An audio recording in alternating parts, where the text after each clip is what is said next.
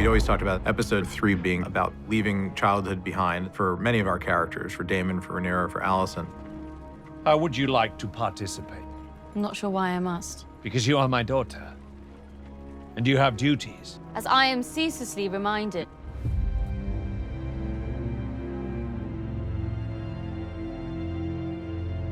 Because of the nature of this story, because it was a generational conflict that was about war, we needed that time to plant those seeds and let them grow, and the only way to do that is to let time pass.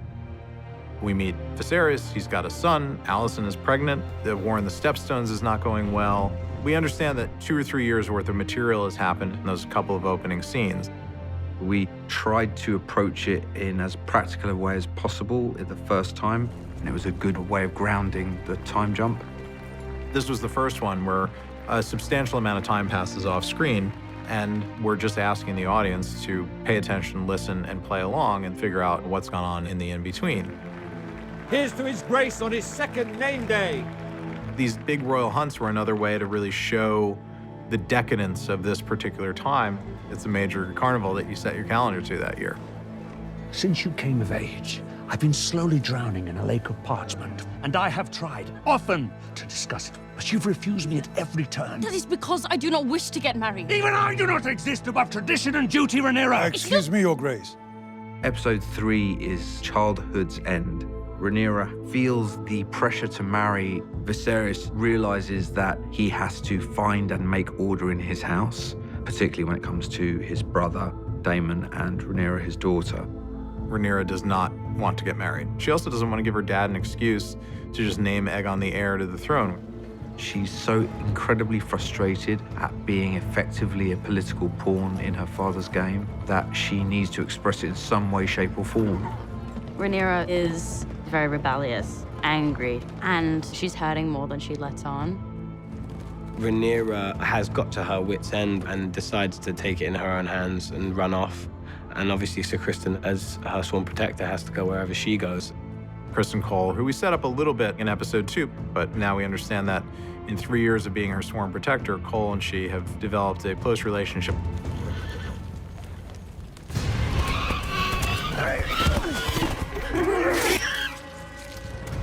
Rhaenyra just to suppress a lot of anger, so she kind of just snaps. There's a real catharsis to her killing the boar. You know, how Rhaenyra is treated and boxed out of a man's world.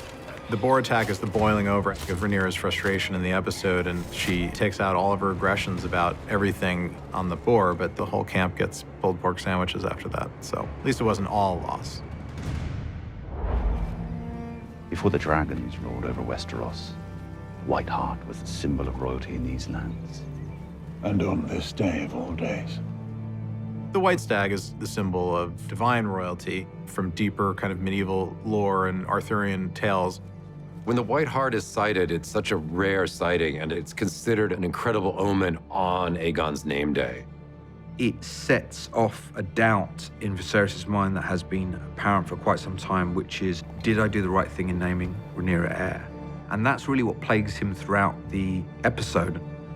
We know that Viserys is kind of prone to mythology and signs and dreams and symbolism, and to have that symbol put in front of him on this day where he's really secretly wondering whether he's made a wrong decision and then be forced to reckon with it on a dramatic level was a really interesting thing for us. So then when it turns out that it's not a white stag, but it's a brown one, his relief is palpable, but also in a funny way, there's disappointment that sometimes these things aren't meant to be. Yeah! We are faltering, and the Triarchy knows it. If King's Landing will not support Daemon, why should any of us? Blood or no, Vaemond, I will not have you stoke mutiny. It's 3 years later, and we see that this war is not going well. The men are fatigued, people are leaving, Daemon's leadership is causing a lot of dissension. When we meet them in episode 3, the war is not going according to plan, and we're not seem to be getting anywhere. Daemon reaches a point where he cannot afford to fail anymore, and now he has to prove himself. Daemon goes to war for his own motives, essentially, because I think he wants to, and regardless of the consequences, because it gets his brother's attention. We wanted to show Daemon's fighting style and his dynamism and his ability to move and think on the run.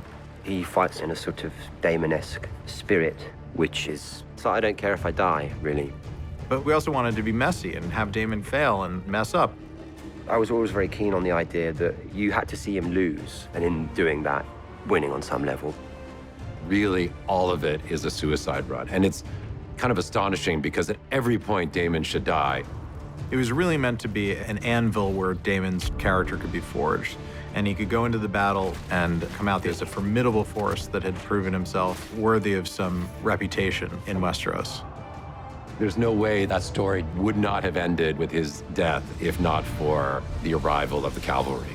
And that's the thing I like about it, is that he came there to die, and he really meets death in the face and is reborn. I think Matt did great. He was definitely in the war zones when he was doing this sequence. Daemon emerging out of the cave with Crabfeeder's torso is the Daemon that launches off for the rest of the season. Rhaenyra, Viserys, and Daemon emerge out of episode 3, reborn with new perspective on who they are and what their purpose is.